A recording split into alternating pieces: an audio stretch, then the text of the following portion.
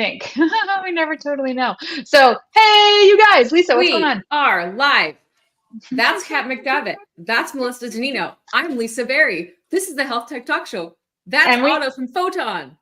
What's up, yeah, not necessarily in the same order in which you're pointing in. Just that's right. We don't know. I was pointing like in all the directions. It's not a big. It's fine. Whatever. Yeah, we're trying out a preview to our new format. We're only going to have one guest on the show, and they're going to do the news show with us. And Otto, kind of, we feel like is part of the team, so he's going to try it out for us. So here he is, back from health, where it looked like he almost died a few times from staying out late. We're not sure. I don't believe I missed you at health the entire time. Melissa was everywhere else. Just passing in the wind. I know, it honestly was a complete whirlwind. I feel like I don't know why we do this to ourselves. It's crazy. I don't know. I'm always really excited when I arrive, and I'm very delighted when I depart. So, Melissa, we're going to bring you back later because you're going to give commentary on several things throughout our news show deck. But here, I'm gonna send you back, and then we got our deck here. So, we had health. Otto, we have a couple of things in here for you, including we want to show your video because we did award you best booth of health in case we didn't already make that clear when we visited you. But you are supposed to tell us which was the best party of health. Yeah. Tell us. You can't say your own. I guess you can. Yeah, you can't say your own. I mean, you can, but then you need to give backup. Yeah. I feel like some of the best parties were like a little more ad hoc, like hanging out and drinking kind of things. Like it's going to count as my own, but there was sort of like an informal meetup of people after our party, just because like ours was kind of large and there was hard to talk to all these people. But there was like an informal group of people who did like maybe the now real Photon afters, and that was honestly a blast. It was like some new people, some old people, some friends. We're all hanging out, smoking cigarettes in a lecture or whatever late at night, and like to me that's what's most fun. Way less commercial, right? There's no commercial application whatsoever to it, but I do feel like there's a cohort of friends that make health and literally this whole ecosystem go. And you hear people talk about relationships in healthcare, but I do think there's meaningful relationships that you see. Strong agree. So this was the magical weird text I got from like whichever thing that said afters at whatever bar, and I didn't receive it until 6 a.m. because you guys went at like who knows when. Probably around that. Yeah. Awesome. Okay, but for real, so your after party was the best after party. Agree. Give us like one more. This is Solomay took this from her behavioral health tech reception. And I apologize for this poor gentleman in the foreground who was photographed without his knowledge. But yeah, give us of the parties you attended that were legit parties, which was the best? There was another party that was quite fun. It was really small. It was the Vital. Vital did a little like kind of drink up with just a few people. And I like this sort of smaller vibe where you get some time to kind of talk to people versus the overwhelming kind of like pushing people through. And, for example, the Define happy hour was a lot of fun, but it was just like mobbed. And like, there's a line to get in and you kind of lose some of the charm when that happens. I did feel like our party didn't get too busy, which was cool. I was really worried about it being like just mobbed with like 700 people RSVPing. It was mobbed, but your team was kicking people out. They were throwing them. They were saying like not on the list. Not on the list. It didn't get too messy, which is good. I think we were worried about that. No one got beaten up. Yeah, the Define party is often my favorite, but we were registered and we were in the line like maybe only 15 minutes late, and they were like, "We're at capacity." We did go back toward the end, eat the leftover sushi, and it seemed like it cleared out. But yeah, it was like but let's just be clear: Wilson Sonsini paid for the sushi upgrade package, and not everybody did. Like the night before was good. Their sushi was like the high quality nigiri. It was like the full. It was not like just a bunch of rolls or whatever. It was like fresh fish. And there was a lot of it. So shout out to them because they clearly paid for the upgrade package. Those lawyers, they know what to do. I'll tell you what. I feel like lawyer parties, the food and the drinks are often good. But Lisa, what was your best party? Oh gosh. I mean, I was so first and foremost, like my plan this time was to be there for a way shorter time period. And I feel great about my choice. I had like one second of FOMO, and I was like, just kidding, I'm fine, see you later. Got on an earlier flight and skedaddled out of there. Just kidding. Oh, I mean, I think I really appreciated there were so many parties at Sushi Samba, so I could eat their entire sushi menu, which I did. We were there like that's what I 10 would say. times. Yeah, I was there Yeah. like 10 times. So I'll just say, like, again, I think Wilson Sanzini did a great job. Could have been fewer people, just me and all the sushi, but other than that, it was great. Yeah, Yeah, I mean, the hardest part about these parties is like you want everyone there, but you also kind of want to keep it commercial, but you Yeah. kind of want to like keep a relationship. And like So as a hard. host, it's really hard to kind of like Yeah. curate an environment almost, but Yeah. also be inclusive. And Well, because yeah, I don't people know. are scammers like us, Otto. Like, we'll RSVP for anything. We may show up if it's in the same building and we have to walk 1 inch.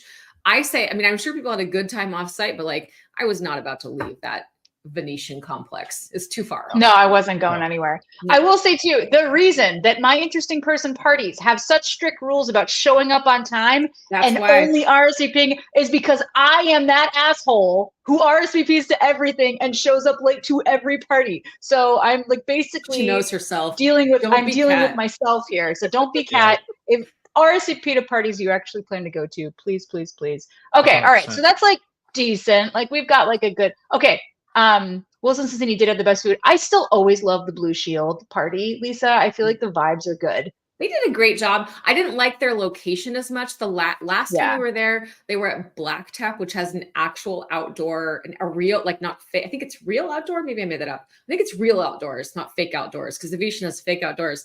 But I feel like it had a real, and it was kind of warm last time. So maybe they were worried about doing it, but it wasn't that hot. And it was, like 80 degrees, 75 degrees during the day in Vegas. And that was better.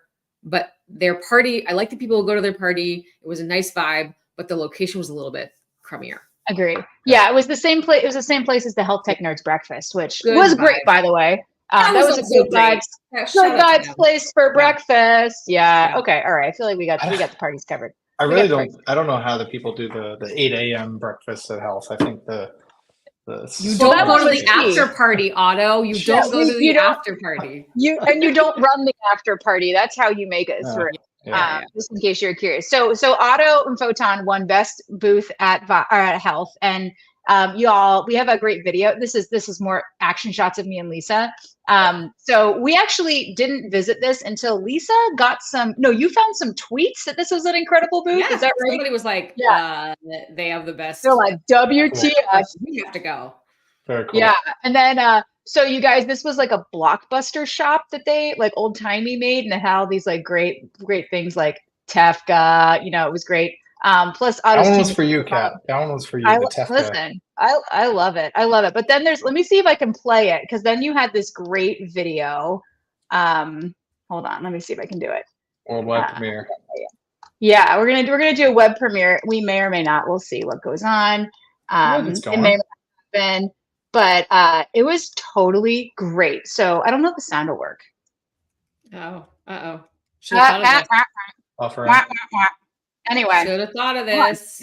it's happening. There's no sound, obviously. You want me to voice it Very over? sad. we recorded this video. It's actually kind of amazing how quickly this came together. It's like the Friday before Health. We're recording this video. Shout out to Jomi and our team. He's off today, but I hope he sees this. Yeah. We're like That's recording great. the voiceover for this thing, like rewriting the script. We had only like an hour and a half. And for some reason, our office is all like old and wooden, and it was just like so loud. Our neighbors were like grinding on something. So we had to like keep retaking it. Anyway, it was like kind of funny and classic Photon how like last minute all this came together. And then we worked with an external shop to just kind of stitch it into into existing videos. But shout out to the team. This is what's like kind of cool to be at this phase. Like you can take something that's so conceptual and just like execute on it. And that was my takeaway from all the stunts we pulled at Health is like it is pretty cool to see how much the team kind of pulls together to kind of make a point. Yeah, no, it was great. They also, Otto's team stuck us. You guys need the whole vibe, which you're not going to get from like the Health Tech Talk Show while we're drinking wine, and like Lisa's still recovering from her 2-week bender across America. But it was great. So first, we walk into this booth, and everybody treats us like we're the celebrities that we actually are, which we're into. Like the team paid homage, which I'm obviously. Otto has briefed his team, which is great. Yeah, they like knew they knew who we were, and then they shoved us into the back room and made us watch a video with headphones on, and they put hats on us, and we took many selfies. So I feel like overall, it was the best. We're into it. But yeah, so let's hold on. We got to go back to the news show here. So moving on. So here's just Brendan Keeler, friend of the show. Everybody loves that guy. He loves interoperability. Also, apparently loves TEPCA. I don't know. We'll see what happens. I don't know. But he did have a great podcast this week, Lisa, which you reposted. He did. Relentless Health Review. He talked about the Epic and Particle lawsuit, and it seemed like big fun. So check that out. Also, find Lisa's posts. They're great. We had a ton of people on the talk show. This is all of Cancer X, apparently, who showed up. We asked, hey, Brendan, please post what your favorite party was, because I feel like we only saw you at one. So please post what he does love the interop. Brendan Keeler is basically the most famous person in a sea of 200 people right now. Like, Brendan, we salute you. But yeah, this is Cancer X. They showed up, and they had a big announcement. They launched phase 2 of the Cancer X Accelerator, which was really rad. So great for them. We did ask for, I'm down to take HEPA bets and put my one. Okay, what are we actually betting on? Please let us know more, Brendan. And then we can take bets on this show. I don't know if that's illegal, but I live in Georgia where I feel like nothing's illegal. So we'll find out, except for having a uterus. I don't know. I don't think it's illegal. I think you can do whatever you want. I think we probably can, because I'm pretty sure our 12 fans are not going to tell on us. But anyway, so these guys, phase 2 of the Cancer X Accelerator, they had phase 1 go through. There's some really cool ones. I think, Otto, you know Dan Nardi. He went through the Cancer X Accelerator over the summer, and he's a cool dude from Reimagine Care. So that's cool. These guys were great. And then big news happened. Wait, do we have anything else to talk about with health? Anyone want to say anything? Otto, what were the general vibes? It's a vibe. There's something about just like Vegas and healthcare that I love, the sheer between how everyone's like, oh, it's healthcare, so we have to be healthy, and the like obvious reason that everyone came, which is that we're all debaucherous sinners and we want to like get drunk in Vegas. I feel like there's something about that we need to just like all agree to let move on, because it's not like anyone got into healthcare for like health and wellness. It's like a money-making capitalist endeavor, and there's nothing wrong with that. But the whole like virtue signaling, oh, we should be healthy and health kind of thing, was like always the piece of this that I'm like, it's maybe the third category of health wrap-ups that Brendan Keeler was talking about, how like everyone has like post-health take. I feel like everyone's got to lean into the fact that this is just a debaucherous event, and there's nothing wrong with that. And if we're all going to work in healthcare, might as well have a little fun with it, because it's otherwise the most brutal and difficult industry to work in. So that's it's also 1/5 of the U.S. economy. So you know, I feel like it's. I mean, I feel like I really I did not leave Vegas feeling like my liver was in trouble, which was good. Like, I think I was different than last year. Yeah, I was particularly careful, whatever, but like, nobody should pretend that like Vegas is a healthy place or whatever. And by the way, I looked at the location for HIMSS 2025. It's the exact same place again. Like, they're in it's going to be neither Orlando nor Vegas or Nashville or wherever we have these things is a healthy place to go, nor is being in a conference center or a hotel with like a bazillion people. It's not a healthy endeavor. Like, don't even bother. Oh, 100%. Not healthy. But also that's like kind of the fun of it. And like, I don't know, for me, the like maybe shadow side quest of Photon, or even just like my personal brand, is like making healthcare a fun place to work, because I feel like founders and great people all end up in all these other dumb industries. And there's a dearth of like interesting, fun things in healthcare. And I think we got to make this way more fun and interesting and weird, to get some of the most talented people. Like the fact that we're wasting some of the best engineering minds on like random AI companies, like, I think there's a lot more meaningful, impactful stuff to solve in healthcare. And like the way to do that is to make this fun. In a lot of ways, like that's the whole idea of Photon, and like outside of the software that we build every day. That's well, welcome to the Health Tech Talk Show, where we talk about fake news and do fun stuff all the time and hang out. So I feel like we have the same vibe there. So okay, 100%. so You guys Otto, are the vanguard of the same idea, and I appreciate yeah, that. I feel like we're like the mascots of the whole situation. But okay, so real stuff did happen while we were partying, as some people may know and are discovering. So a big thing was, holy fucking shit, CareBridge got sold for $2.7 billion. What do we think about this? What does the Nashville Post think about this? That they love it. They love it. No one has any comments. That's what I like. I mean, my take is Nashville making deals. money. Nashville making money in healthcare. This was the Godfather. This was Bill Frist's investment. The Godfather of Nashville, told Brad Smith what to do. I feel like that's what happened. So, God bless them. That sounds great. I feel like this was big. The subheader to all this is like a lot of deals are getting done in healthcare. Right. And as an entrepreneur, like that's what you want to see. Like upmarket. I mean, I don't know too much about like the nuances of this deal or what Elevance's take is, but like big deals getting done where startups are becoming parts of large organizations is how things innovate. And I feel like, love it or hate it, the past 2 years almost have been frozen. So, there are some big PE deals happening, and like, the SureScripts thing, and all these other deals that people are hearing rumors about. But just seeing like a lot of digital health companies thinking about IPOs, as an entrepreneur, I'm psyched to see this. So big exits is how we get more people to go build in this space. So to my previous point, like I'm all about it. More money into it. So Otto, we talked about that in a previous show, but the SureScripts acquisition. Tell us what you think about that. I mean, as like an optimist by nature, and I actually had the opportunity to chat directly to some of the folks at SureScripts about this, like I think it's going to change the incentives. And I'm on record all over the place now, sort of saying that like some of the incentives were not so great before. And if anything, it's sort of just locked an organization in place. It's no secret that having like two, large players in healthcare kind of owning a consortium, like kind of just causes things to move slowly. So in general, I think moving toward a private company makes sense. I think that, as just like a business guy, they've got a lot to do in terms of like margins and like kind of a turnaround play, because they also don't benefit from being owned by, large, otherwise profitable groups. So yeah, like I said, rooting for the patient in all this and what happens as a result of like large organizations' incentives changing, I think is net good for the industry. So positive.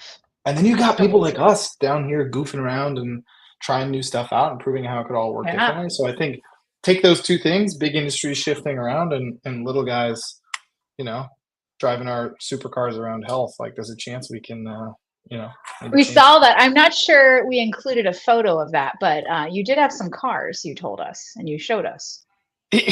Yeah. So Stu Libby, who has been a long-time Photon fan, he's actually our first angel check, is just like post-economic founder goofball, founder of Zip Drug, also sold out. And he calls me like the week before health. And he's like, what if we were to get a Koenigsegg and put the Photon logo on it? And this like classic like Photon team collab. This sounds like a rich person. This sounds like a rich person. The thing is, yes, but we borrowed the Koenigsegg. The Koenigsegg was not something we paid for. All we had to do was ship it to Vegas. And it's not free to ship it to Vegas. So his rich person friend had another rich person friend. Got it. Yeah, that's what I hear. What happens? Yeah. Lisa and I aren't there yet. We're not there yet. Quite there. Yeah. We're just. Isn't that sort of emblematic of like healthcare in general? It's all just rich people friends, right? And at the end of the day, Tim, who owns or like runs the group that owns these Koenigsegg's, can you see these on screen now? I'm doing a little share. No. Oh no, we're not. I don't know how we do that.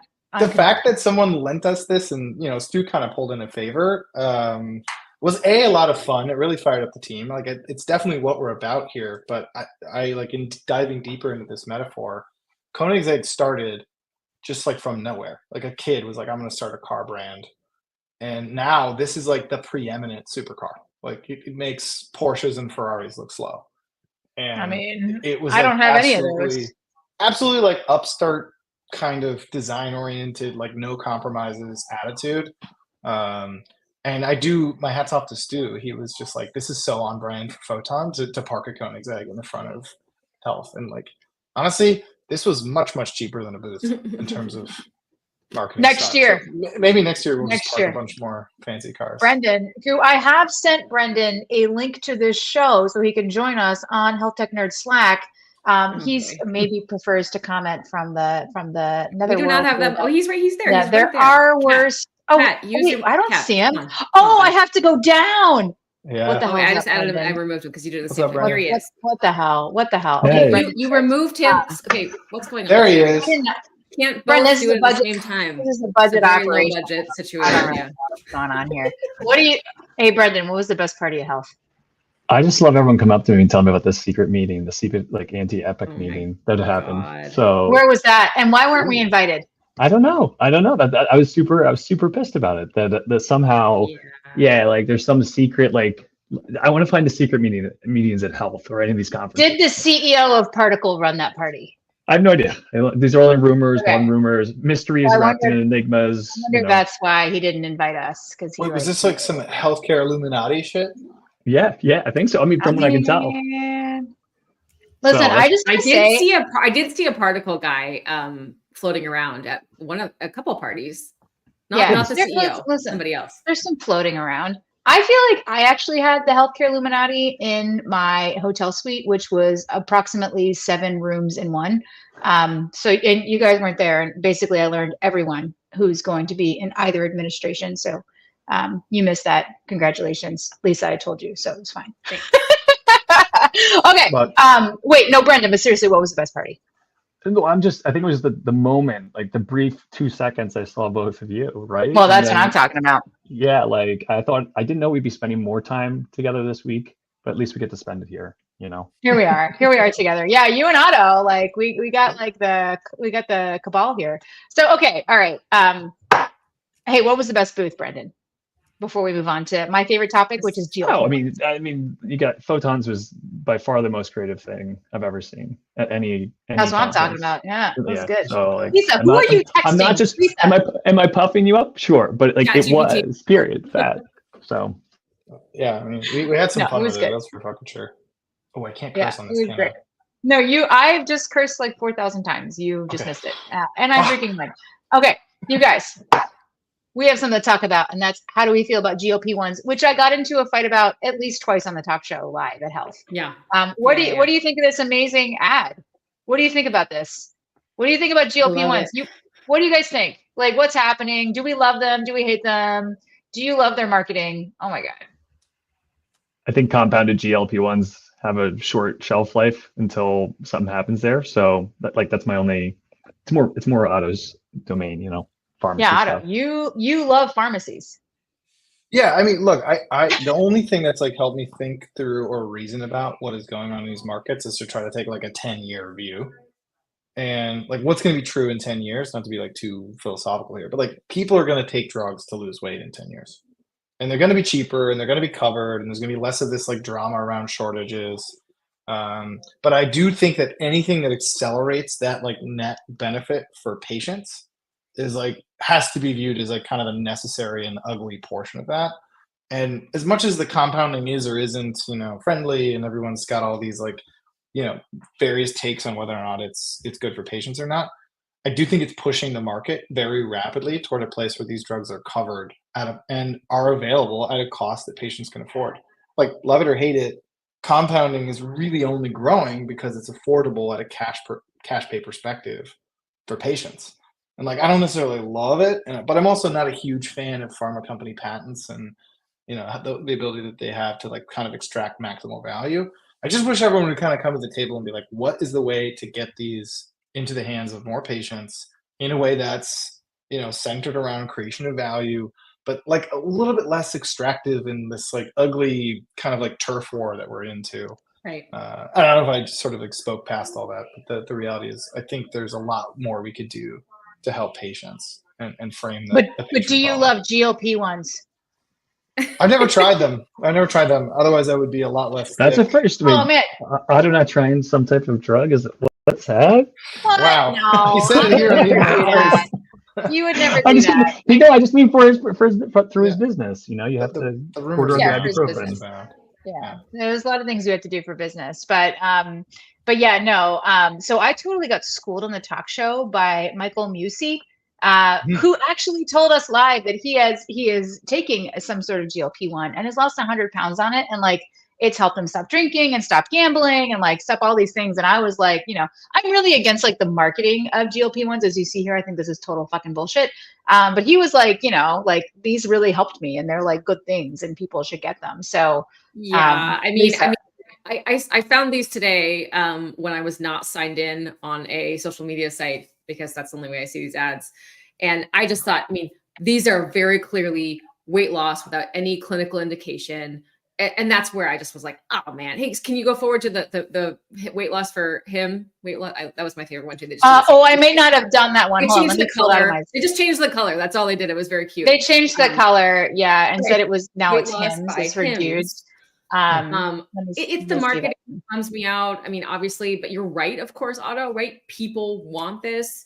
It's reasonably safe, TBD, all the caveats, like, and it's pretty effective. And so people will want this for like a non-clinical reason. And there's a need, and there's somebody's going to fill that gap. And here's all these companies who are like, we need to make some money to juice that stock price right now. And it is almost the holidays, y'all. So we gotta do that. That's what's going on here. I have one quick parallel here to jump in, is that sometimes it does take the pressure of people doing things through kind of shady way, if compounding is shady. I don't know, but people say it is. Much like secondary use in health information exchange, putting pressure to figure out legal and individual access and all these other things. So yeah, I agree. Back to Epic V particle, because that's brilliant. That was amazing. Look at this guy. He brought it all around, full circle. Totally agree. Strong disagree. Moving on. Okay, but here we're still in GLP-1. So this was interesting. Lisa, you said this to me, and this is that most of the telehealth companies that are prescribing GLP-1s are using just a few medical groups to do that. So this Beluga Health is basically running most of these telehealth companies, which is interesting. So I was not aware of that. Clinicians who are licensed in multiple states. There's like 10 of them, and they work for plus all DC, of the telemedicine plus companies. The territories. Yeah. Plus DC, plus the territories. Like, as we've talked about, licensing for clinicians, especially for telehealth, is like a ridiculous disaster. And there's not many people who are literally licensed in multiple states, and it's really hard. And they like for sure have a job at the same telemedicine company. Yeah. Anyway, for sure. Moving on. All right. What do you guys think? Hey, our antitrust friends, I feel like you both have antitrust discussions going on in your respective categories of the market. How do you feel about this amazing expose series that Stat has done on United? Like, they're like coming for him. I don't know who pissed who off here, but they're like coming for him. Maybe they're just journalists. I have thoughts just that the pent up feelings that we're seeing through, through Lena Khan, through the DOJ, Lena Khan, Lena Khan, we would love to have you on the show. Friend of the show. It's just they're expressing themselves in so many ways, everywhere, all at once. And so I don't know the outcomes, because we're in this bold new era of antitrust that is so unlike the last 45 years that people are rolling the dice. And I think it's gonna be really exciting. So we're moving from regulatory summer into antitrust autumn, and we're gonna really have a fun winter. Lisa, who are you texting right now? You've been texting someone for like 30 minutes. Claude AI. Who the fuck is Claude? And I got dropped, but thank you guys for having me. Brendan. Brendan. See you later. I'm doing patient records and trying to see if AI will help me interpret them, because my doctor's MIA. It's great. Anyway, well, can you do that in approximately a few minutes? No, so, okay, this is more about United basically being the worst. United and house calls, blah, blah, blah. They suck. And then, so Otto, this is here we go. Back to the PBMs. This is in the journal. Yeah, it was like PBMs are the fucking worst. So what do you think about that, being a pharmacy person? Oh, do you boy. love PBMs? Are they the worst? Are they the best? I mean, the hardest part about healthcare is like, the further you get into it, the more you look behind the curtain, there's just like how much goddamn nuance there is. So like, if I'm going to take any, like middle of the road take here, as much as I can, I'm not sitting here defending PBMs, but like, the coverage on this misses so much detail on how PBM actually works. And I'm actually convinced that there's a way to cover this with like a little bit more of that nuance understood. It's like, for us, you know, we naturally are pretty anti-monopoly. So there's an oligopoly of 3 PBMs that are clearly creating negative effects and negative incentives on the industry. But I do think fundamentally that there should be some mechanism to drive prices down, right? And we've got patents and pharma companies on one side, and there needs to be some other market dynamic or something. So the really kind of funny reality of like, I guess my own psyche is that like if we're right, Photon effectively has tendencies related to a PBM. So like it's tough to say that the existence of something like that is wrong inherently, and there's plenty of PBMs we work closely with that are genuinely trying to do the right thing. The question is, how do you build a marketplace, or how do you build like an economic where a company can make a ton of money but still be like fundamentally aligned with its core user group? And this is actually where the PBMs stray. So if I have like one really concrete way of sort of coming after the PBMs is like they have lost sight of what is best for patients. And there's like a very simple economical argument to say that they would actually do better long term if they were couching their growth and their focus on what actually is best for patients. And the reality is they don't work for patients. They work for your insurance company. So that's kind of a huge flaw in the existing system. And I think that's where we need to change. A really simple example, like rebates from pharma companies go to your employer or to your pharma or to your payer. But like, you're the one paying a copay, right? Do you get a rebate? Have you ever gotten a rebate on a copay? No. So the reality is like there's very simple ways to make this industry like way more consumer friendly and start to put pressures in the industry that are more aligned with like the people who are living within it every day. Anyway, this is obviously philosophical, but I think it's possible to at least change the incentives. Nice. And I'm not waiting for the government to do it, by the way. I'm like, God bless our federal government. I feel like we're aligned on that. They ain't gonna fix shit. They're just gonna add more rules that make it easier for the PBMs to just get like stuck in the system. And the reason we still have PBMs in the structure we do, and the reason United is so big, is because we've regulated them into existence, right? That's the problem. We need to like, and I'm not like a blue-blooded libertarian here, but the market is generally pretty efficient until like Lena Khan, where are you at? Let's cut out some of these regulations. Lena Khan! Yeah, I actually do think there's like way more common sense regulation on these things, where you just enforce transparency as the law. Yeah. And like that doesn't benefit any individual group. So that's, if I'm pushing for anything on the legal side, where are you at, ONC? Yeah, well, you know, our next guest is, I feel like he's quasi ONC. I think he sends them emails, so we'll see. But Otto, you know, what you could do for us for your next appearance in the talk show as part of the team is we would like to have a PBM on here, and we would like them to tell us why PBMs are great. Make PBMs great again.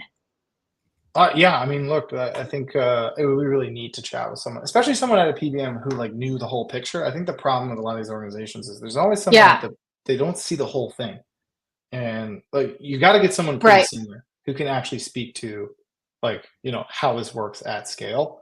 And what I found, and this is like not an attack at any individual person, but I've met recently some of the like leaders of PBMs, and oftentimes it feels like they are sort of just like hired in executives. And my sense is the career trajectory is you spend a while kind of running this organization, you learn how it works, and you're kind of like, this isn't that very fulfilling of a work. And I believe that there is a way to do some of what the PBM is doing and make it fulfilling, which is to help people get care. And I think reorienting the mission and reorienting the structures and the incentives of PBM, they can still be a massive industry, but be oriented around care and like access. And that's just a missed opportunity. I actually think it could still be a massive industry, you know, massively profitable, et cetera, but be more oriented around people. So. I agree. I also think that there's such intense lobbying pressure from various other large megalopoly companies that I think there's got to be another side of the story there. So I'm here with you there. We'll figure it out. Otto, that is your assignment. Find us a PBM. Find us someone to talk to. And we're going to switch Let's do it. Go ahead. We got a lot going on. We gotta switch to our friend Ryan Howells, who like knows stuff about pharmacy interoperability and the ONC and or ASTP, whatever the hell it's called. But thank you for coming on, Otto. We'll have you back later when you find that PBM. Au revoir. All right, so moving on. So Ryan Howells actually private chatted us, Lisa, which you probably didn't see because you are using Anthropic Claude to talk about your medical records during the. I have the chat open. Show. No, it's great. What it's great. This is relevant to Ryan being on the show. Ryan, so speaking of PBMs, no, you can talk about Lisa's problem later. So Ryan, we were just talking about PBMs. He texted or whatever, messaged us and said the main reason for the existence of PBMs is because there is a pharmacy interoperability problem. Tell us more, Ryan Howells. Well, introduce yourself first and then tell us what the hell you're talking about. Hi, with Lever Partners, we started the Karen Alliance, and we just do all things in federal policy.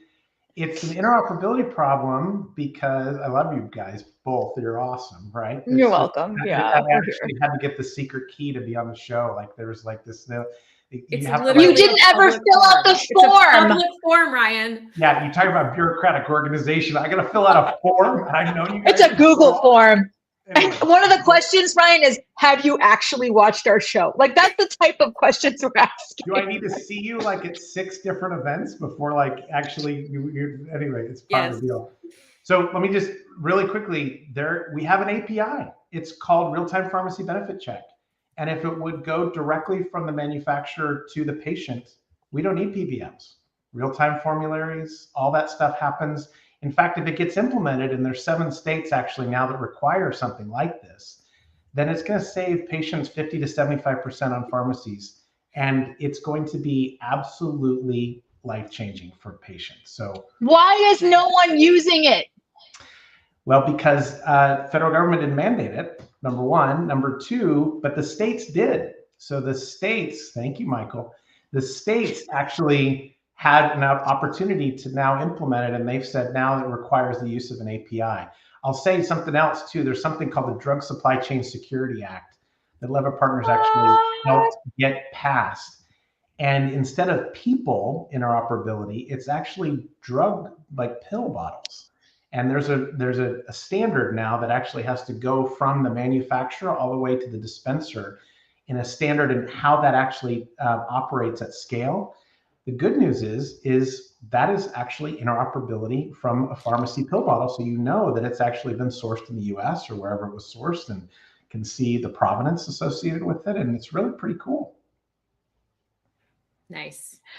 But like, what do we have to do to get people to use it?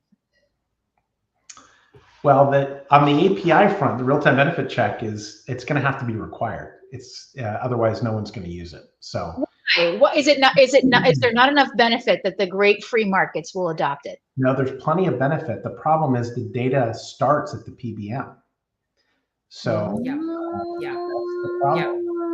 that's right. And also like, Kat, when you hear required or mandate, I'm like getting an allergic reaction. I'm like my neck's turning red. Like no. It can be contractual. It can be part of like managed care plan. There's all kinds of ways you can ease into that if you don't want to, whatever. So don't freak out. Ryan is not a socialist. He's not a socialist. He is not recommending. Well, he lives in Georgia, so I didn't think so. He lives in Georgia. It's okay. So we need to pilot it first, and then we need to require it in order for it to get adopted across the way. That's right. I will tell you, you'll see pilots beginning next year with actual e-prescribing networks, as well as consumer-facing applications and health plans providers and others that you're going to see happen. And so once people see the savings associated with this, it's pretty amazing. Cash price discounters like GoodRx and others are going to participate. So you're going to see some pretty amazing stuff. Okay. All right. Okay, Ryan, that's fine. So tell us what's going on with this Karen Alliance thing. What's happening? Well, let's see. What's new? We, I'll tell you the thing I'm most excited about is digital identity. That's what I'm. Lisa, are you excited about Are you excited about that, Lisa? Are you excited? Tell me more. Well, Ryan and I took part in a debate, so to speak, about digital identity at the Direct Trust Summit with. I heard you won. Well, you know, I always think you win. I always think all Wilder. Lisa lost miserably, actually. That is not true. I also got a lot of laughs. It's more important to me disagree. as an amateur comedian. Lisa always wins. So this is where, so I think Ryan and I think you and I agree on the need for standards and frameworks. And then we also agree that implementation is really important. Like, it has to actually happen. You also need usable, real implementation guides for this stuff. But I think you're a little bit more on the, if we provide the frameworks and the standards, that it will solve itself. And I'm a little bit more on the side that we need more inducements of industry and government to make it happen. And Kat's like, God, don't say how are we even friends? I know. You're lucky.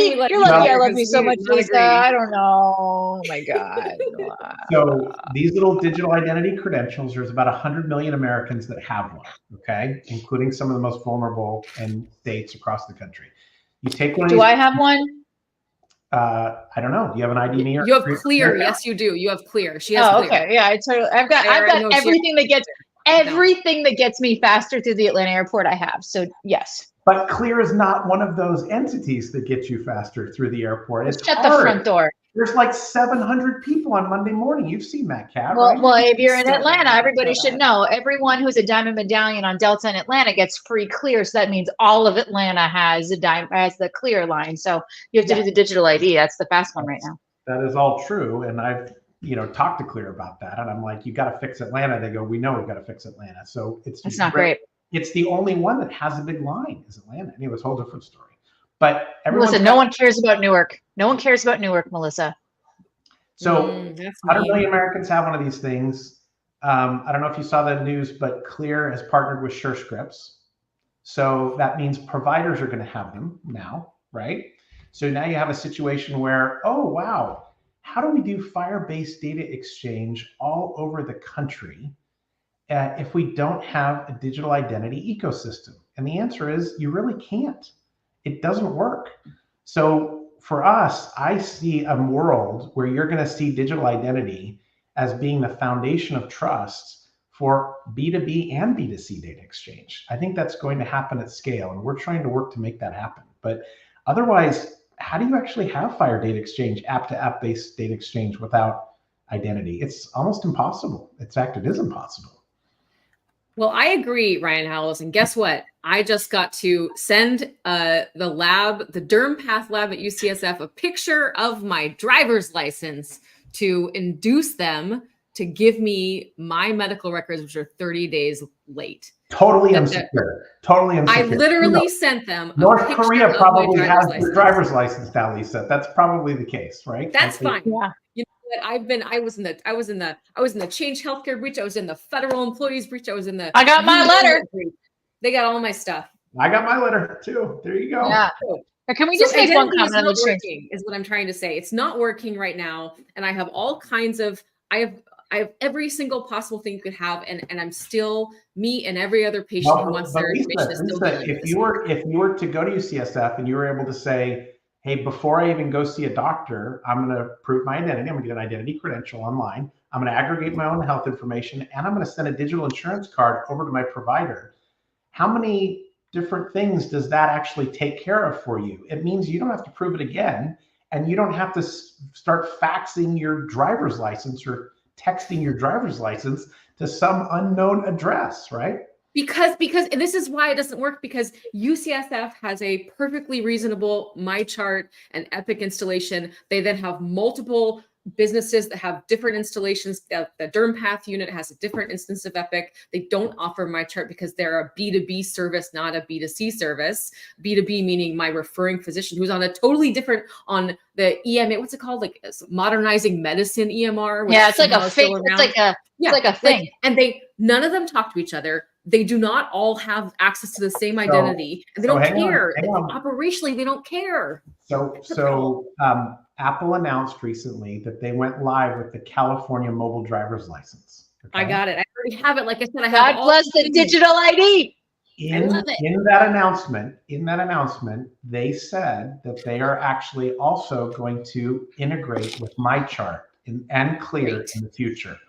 So that's what they said publicly. Now we'll see what happens, but what I'm telling you, Lisa, is in the next 3 to 5 years, you're going to see this everywhere, and we need it. It's way due time.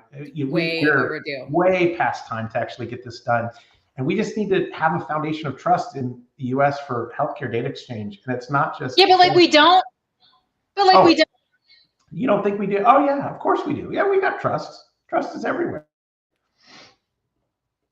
I'm gonna update my California DMV. I'm doing it right now. Don't take a screenshot of this. No, okay. No, here's a real thing. Here's a real thing that I want to talk about. So like all the steps that you just described, Ryan. So like Lisa and I talk a lot about friction, right, in healthcare and buying and getting things done and getting patients to where they need to go, right? Like, let me talk to you about like the amount of friction that someone like me can handle. And I'm actually like a person who knows stuff. So Lisa and I are in the Walgreens. It was at Walgreens, the Walgreens booth at Health. And they're giving out free flu shots. Listen, I'm like not an anti-vaxxer. And I got one. Like, listen, every time I'm in an airport and someone's standing there with a syringe and they don't make me fill out forms, I'm like, get me done, right? Like, whatever. And so they're like, oh, it'll be so fast. So first I had to fill out this goddamn thing on the goddamn iPad. Lisa went first. She's standing in line, whatever. She goes in this little booth. Someone else goes in. I'm behind them.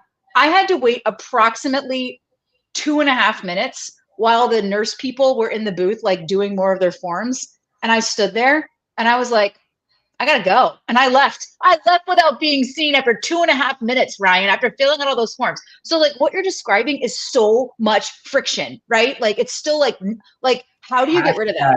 So hashtag ditch the clipboard. That's the hashtag. Well, obviously ditch the clipboard. They have a digital clipboard now, which is the iPad. Yeah, it was like the iPad. We're iPadding it away. Right. So the idea is before you even show up, you're sending that information onto your provider. It's all there stored in the hardware of your phone. It's a much better model than what we have today, which is who knows who has your data at any point in time. Which everybody. Also China and Russia, hashtag OMG, like everybody. Change Healthcare told me that. They sent me a letter that was written at a 4th grade level so I would understand it. Did you understand it, Kat? Yeah, did it work? It said, whoops, the bad guys got your data. Sorry. Nothing's going to happen to you or me or anyone. Would you like a credit monitoring service? Press this button. We made that part hard. based on published reports, it appears that if they had identity and 2-factor authentication, that would have never happened. So yeah. You don't know. Basically, they had worse security than Insena, LLC, a Georgia-based S corp. That's correct. That's correct. Ryan, what is the coolest thing we can do? Like, what can we do? I agree. I am like ideologically on your side. I'm a skeptic about the intentional complexity of healthcare to like screw everything up and all the different business interests and aligning the whatever. What can we do to help? Like, I want this. I want it so badly as someone who just faxed my freaking driver's license to an office. Scan me. Help. Scan my eyes, scan my voice, fingertips, whatever you got to do. So Lisa had this real fancy conference a couple weeks ago, right? Did. That's what I hear. Fancy conference. They had Selfie, and they had Clear, and they had Med Allies, and they had Connie on stage that showed the first in the nation, Lisa. You saw my LinkedIn post. Pretty cool. The first in the nation end-to-end identity federation event, so that the person had to actually prove their identity one time, and then it went from Selfie to Med Allies to Connie and then all the way back, and they never had to log into another portal again. And that that's like a dream. It's like a good story. And they never had to log into another portal again, and they lived happily ever after. Never happened. And so we're going to see that everywhere soon, very soon. Okay. A bunch of people. It's good. And are you in charge of this? You're going to make it happen. Well, we're going to try to get a lot of people to make it happen. And the other thing is digital insurance card too. It's interesting that like 30% of the people that actually walk into a random health system that we talk to don't have an insurance card. Therefore, there's this like industry called revenue cycle management that exists. Like, that's just like not something that we should pay for. Like, we should actually have an ability to send our insurance information to our providers so they can effectively bill them and get paid for the services that they render. And that is something that can be taken care of with a use case that we have an API to do that at scale. We're looking for payers and providers that want to actually test this. Like, these stuff is ready to go, Kat. Like, it's ready. We're ready to do it, and we just need interested parties. So that's the thing. And so to answer your question, when are we going to see it? We're going to see it when the payers and providers actually get around the same table. So I'm going to tell you about something else too that we're doing that's really awesome. I think it's really awesome. You may not think this, but that CMS rule, right? That prior authorization rule for 2027. We love the prior auth rule, don't we, Lisa? Because it's Alex Muggy's rule, and I love things that Alex Muggy makes. We all love Alex Muggy, and there's absolutely no question about that. She's probably watching right now, and she's like, freaking hope so. But the likelihood that payers and providers are going to randomly go around a table and start talking about the way that they automate prior auth is probably next to zero. So what we have done is we've said, you know what? Let's go state by state. Let's figure out a way where we can get a preponderance of payers and providers in a specific state. We're doing this in Utah, Maryland, a whole bunch of other states, and then saying, we all got to do this anyway. Let's do it together. And once we get past the fact that we're not actually going to talk about any contracting or rates or anything like that, we get to the next stage, which is, hey, there's an opportunity for us to actually partner together and make it good for payers, providers, and patients. And we're doing this in Utah. We're in the midst of testing with major health plans, major providers, and it's awesome. It is super collaborative. They're super transparent. They're super accountable to each other. And you're going to see this go live next year for like 60% of the Utah population, where they're going to have like electronic prior authorization.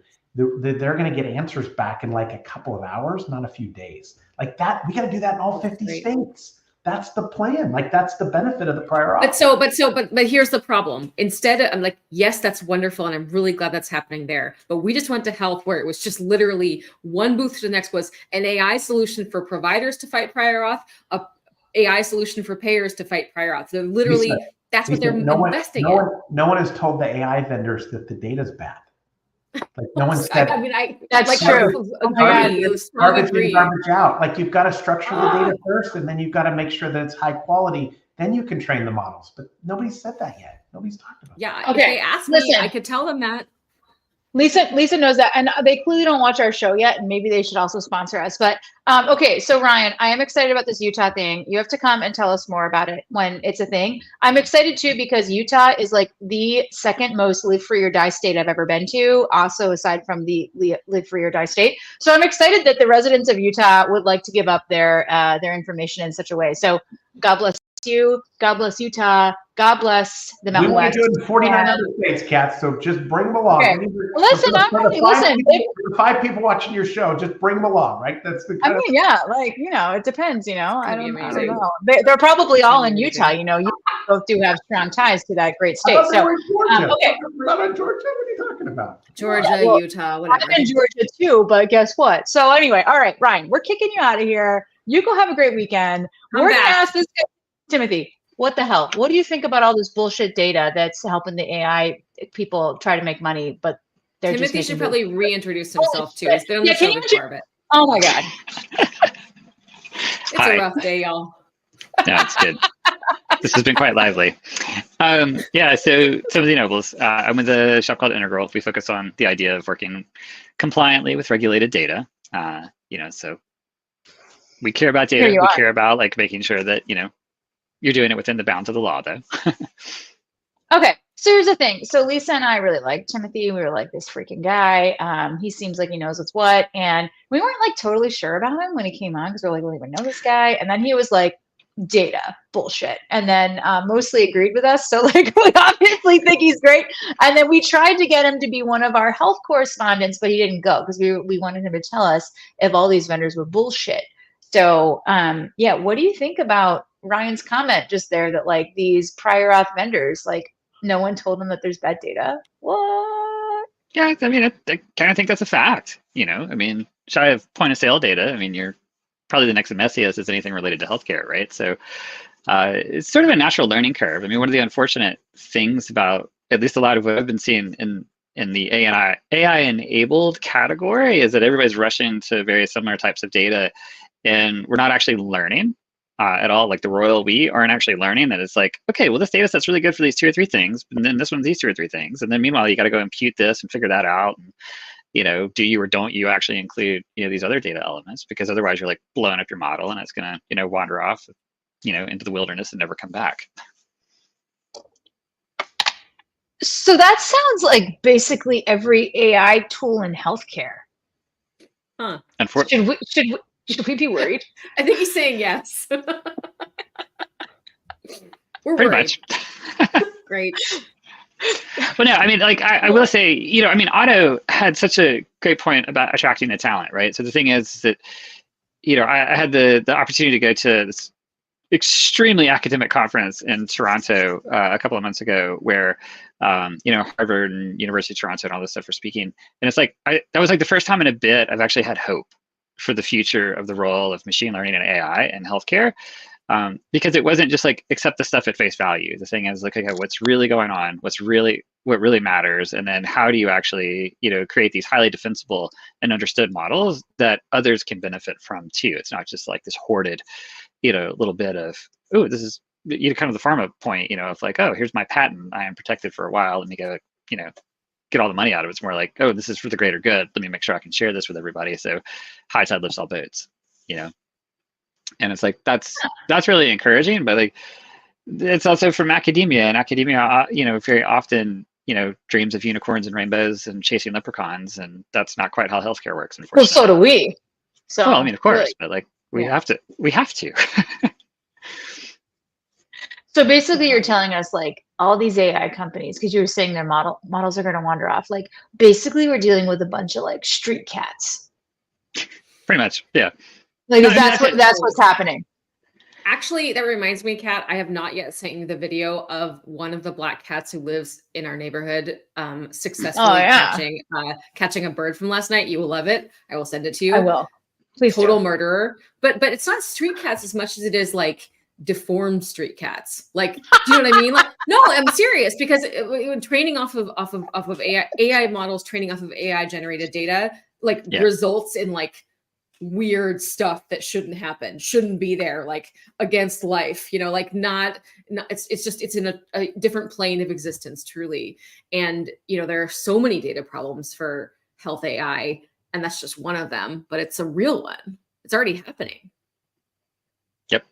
Yeah, I mean, which for what it was worth, yesterday I was in Philadelphia at the DIA conference, which is around real world evidence, and I had the fortune of talking to an extremely fascinating epidemiologist, and we wandered off on this topic right away. And one moment it's like torch AI, but then the next is the value of imputation and the point of being directionally correct versus the precision of correct. But then there's limitation on that, like, where is directionally correct? Okay, well, in terms of health, care and treatment at the individual level, well, precision is pretty flipping important. For policy, well, you can get away with a lot more gray area, in the data. And so, and then a lot of questions get provoked in terms of, how might the interoperability argument ultimately, but at the same time acknowledging that, everybody's standards are a little different, and how do you normalize and, harmonize and, all these other fancy sophisticated words. You know what I mean? That's the part where there's not really a clear answer, and the motivations and incentives are there's arguably a lot of misalignment around that too. So will it get solved anytime immediately? Who knows? Probably not. Yeah. Like I will say shout out to Claude for interpreting medical results for me just now, which pretty accurately, I think, but I mean, I have nothing to compare it to. So I have to say, I downloaded Claude because all of the airports now have Anthropic ads, and I'm like into it. I think it's pretty good. It's pretty good. It was like listen, buddy, like if you're looking for something cancerous, you better speak to your doctor. I'm not going to tell you that. It was basically like that. Like, no, it's not. Well, I don't like that. That's like boring. No, but it was very, there were obviously appropriate safeguards built in to this tool. And I think they're probably a lot built into the commercially available chatbots now. Of course, chatbots is only one tiny, tiny little segment of this bigger picture of health AI. When we get into like diagnosis and supporting clinicians, we get into the more dangerous space. But this is, you know, something, and it matters. And obviously the people building this know that dummies like me are using their AI tools to interpret medical results. So, you know, whatever, it's fine. My doctor would get back to me. I wouldn't have to do this, would I? Well, you know, there is that. So Timothy, like, okay, so we got a bunch of deformed cats roaming around, like, you know, Baltimore or something. Like, basically, like, not the best place. The cats are deformed. They're not following the rules. They're eating trash. Like, is this okay? Like, is there no, like, do we need to go through the zombie deformed cat herd before we get to the regular cats? And maybe then maybe we get on some trains. Like, I don't even know. Like, this is like a bad metaphor now, but like, what, like, oh my God, tell us what you think. Totally not PC either. And it's my fault. Sorry. Cats, you know, that happens. They are like, often are inbred. Like, I'm sorry, everyone. I'm very, very, very, very low filter after a 3-week work bender. And sometimes you forget the show's live. So what are you going to do? Yeah. Sometimes you forget that we don't know how to edit video. So, Timothy, tell us what you think. I count that as a strength personally, you know. That's right. Well, you know, I mean, it's just for what it's worth. I mean, in AI, I mean, there's this principle of alignment, right? You know, and that's like, you know, how close can it get to, you know, the way we, you know, kind of ethically run as humans, right? And so you've got the constitutive part, which is like what you described with Claude just a moment ago, which, I mean, they've, you know, from all of my banging on it, I'm a huge fan of Claude. They've done a pretty decent job to put some guardrails on that, right? You know, but I think the path that we're going down right now, there's this other part of alignment that's referred to as, you know, inverse reinforcement. And the point on that is, you know, you have to have some observations, and then you've got to really look at the idea of the amplification side of, you know, how you take alignment, not trying to be like too nerdy there, but like that's where the iteration really comes in. And so it's like we have to be watching it, but meanwhile we have to give it some time to iterate, right? Because like as we've all watched with OpenAI and, you know, Anthropic, like those things when they started, I mean, you got to remember, I mean, OpenAI has been around for a long time. You know, it's just they hit this critical mass moment because it's like, okay, the thing's actually iterated and actually produced enough viability that we're not scared to let the outside world see it now, right? And so it wasn't like it happened overnight. Like that was a lot of work, a lot of money, a lot of really smart people trying to solve some really hard problems. But you know, there's still, in terms of like, you know, all is not lost either for the future. There is this bit of like, if we can, you know, afford the duration to allow some of the iteration, there's some hope.